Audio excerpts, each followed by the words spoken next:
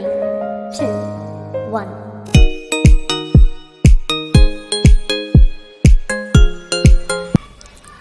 Hello મિત્રો, સ્વાગત છે તમારું આજના એક નવા પ્રશ્નમાં. પ્રશ્ન નંબર 11. a પ્લસ બીની 4 ઘાત માઇનસ a માઇનસ બીની 4 ઘાતને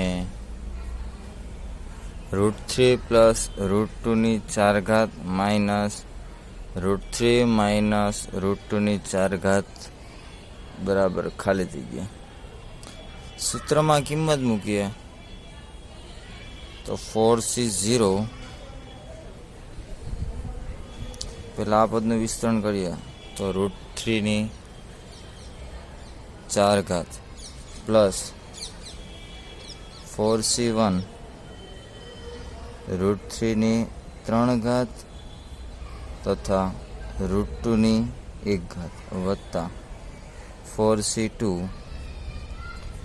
√3ની 2 ઘાત √2ની 2 ઘાત પ્લસ 4c3 √2ની 1 ઘાત √2ની 3 ઘાત પ્લસ 4c4 √2ની 4 ઘાત. હવે આ માઇનસ, આ કૌંસ પૂરું માઇનસ, હવે આ પદનું વિસ્તરણ તો 4c0 √3ની 4 ઘાત પ્લસ 4c1 √3ની 3 ઘાત માઇનસ √2ની 1 ઘાત પ્લસ 4c2 એટલે કે √3નો વર્ગ માઇનસ √2નો વર્ગ પ્લસ 4c3 √3ની 1 ઘાત √2નું 3 ઘાત પ્લસ 4c4 એટલે કે √3ની 0 ઘાત થઈ જાય એટલે ના લખીએ તો ચાલે, 1 થાય માઇનસ √2ની 4 ઘાત. અહીં માઇનસની અંદર જવા દઈએ તો આ પદ માઇનસ થાય એટલે કે આ પદ જતું રહે. અહીં બધું ધન 4c2 એ ધન પદ થાય. આ માઇનસને અંદર જવા દઈએ અહીં 4c2માં તો અહીં માઇનસ √2નો વર્ગ કરે તો ધન થઈ જાય, બટ આ માઇનસના લીધે આ પદ માઇનસ થાય એટલે આ પદ જતું રહે. એવી જ રીતે 4c4ની 4 ઘાત √2ની 4 ઘાત આ ધન રહે તથા માઇનસ અહીંયા જવા દઈએ તો આ પદ માઇનસ થઈ જાય એટલે ઉડી ગયા. તો વધ્યા 1, પછી આ જતું રહ્યું 4c2 વાળું 1, 2 પદ વધ્યા તથા આ 2 પદ વધ્યા. તો ગણતરી કરીએ તો 2 કૌંસમાં 2 પદ સેમ થાય એટલે કે 2 કોમન કાઢીએ. હવે 4√3નો ક્યુબ એટલે કે 3√3 ઇન્ટુ √2 પ્લસ √3 √2 નો ક્યુબ એટલે 24√6 પ્લસ 16√6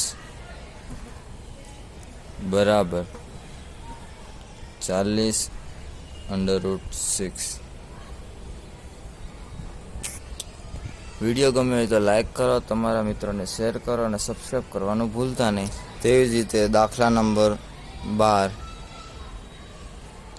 એટલે કે √2 પ્લસ 1ની 6 ઘાત વત્તા √2 માઇનસ 1ની 6 ઘાત બરાબર ખાલી થઈ ગયા.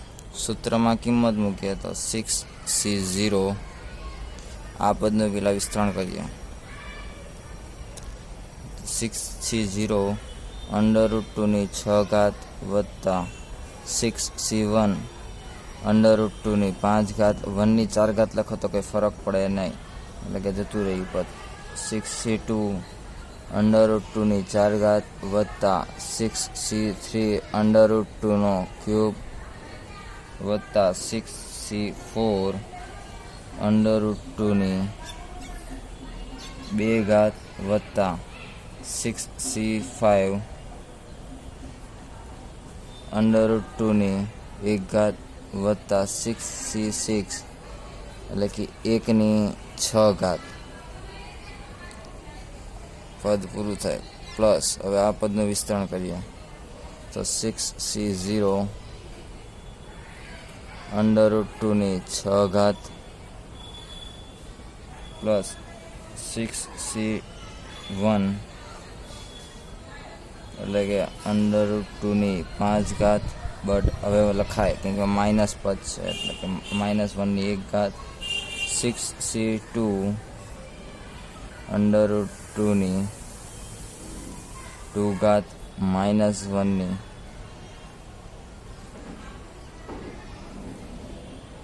√2 4 -1 2 પ્લસ 6c3 √2 3 -1 3 પ્લસ 6c4 એટલે કે √2 2 -1 4 વત્તા 6c5 √2 1 -1 5 વત્તા 6c6 એટલે કે -1/6. આગળના દાખલાની જેમ બટ અહીંયા પ્લસ છે એટલે કે આ પદમાં માઇનસ થવાથી આ પદ માઇનસ થાય તો આ પદ પણ જતું રહે. તેવી જ રીતે -1² એટલે કે પ્લસ થઈ જાય, -1³ માઇનસમાં રહે એટલે કે આ પદ જતું રહે તો આ પદ બી જતું રહે. અહીં 4 ના લીધે ધન થઈ જાય, 5 છે એટલે કે ઉડી જાય એટલે 6c5 પણ પદ ઉડી જશે. બસ હવે બાકીના પદ સાદુરૂપ આપતા 2 + 16 + 30 + 2 એટલે કે 16 + 120 + 60 + 2 એટલે કે 198.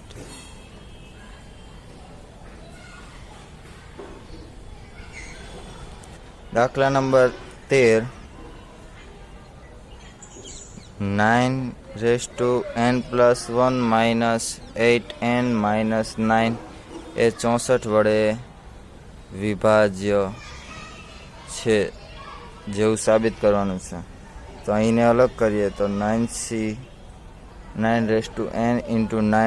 × 9 - 8n - 9 9ને કઈ રીતે લખી શકીએ તો કે 1 + 8 n લખી શકીએ અથવા × 9 8n - 9 બધામાંથી આ બે પદમાંથી 9 કોમન કાઢીએ 9 NC0 1n એટલે કે 1 જ થઈ જાય 8 એટલે પૂરું NC1 1n એટલે કે 1 જ થઈ જાય તો 8 વત્તા n2 એટલે કે 8 તેવી જ રીતે ચાલ્યા કરે ક્યાં સુધી તો કે NCN સુધી. ત્યાં દરમિયાન 8 પણ n થાય તથા -8n - 9 આ પદ માટે આ 9ને કોમન કાઢ્યા છે. દરેક પદમાંથી હવે 9 કોમન નીકળે એટલે 9 + 9 × 8 વત્તા 9 × 64 n/2 પ્લસ અપ ટુ ક્યાં લગીએ તો કે 9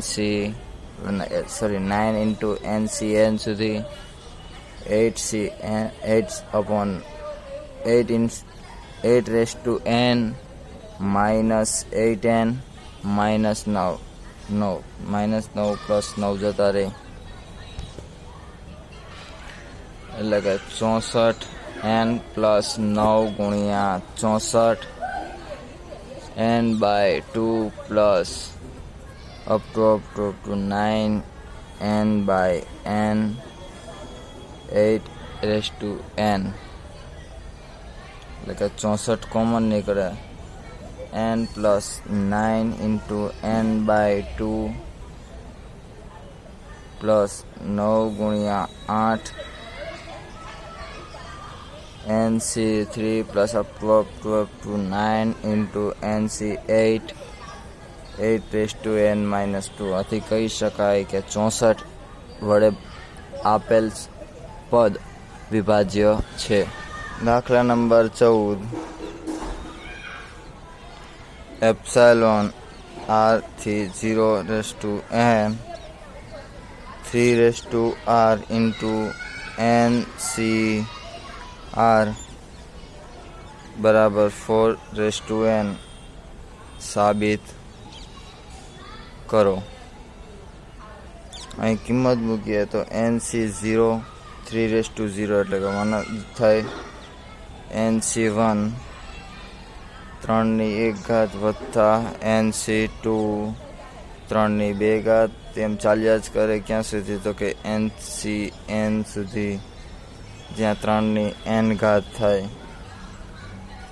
તો આથી કહી શકાય 1 પ્લસ 3 પ્લસ 3 નો સ્ક્વેર એટલે કે 1 પ્લસ 3 રેસ ટુ n એટલે કે 4n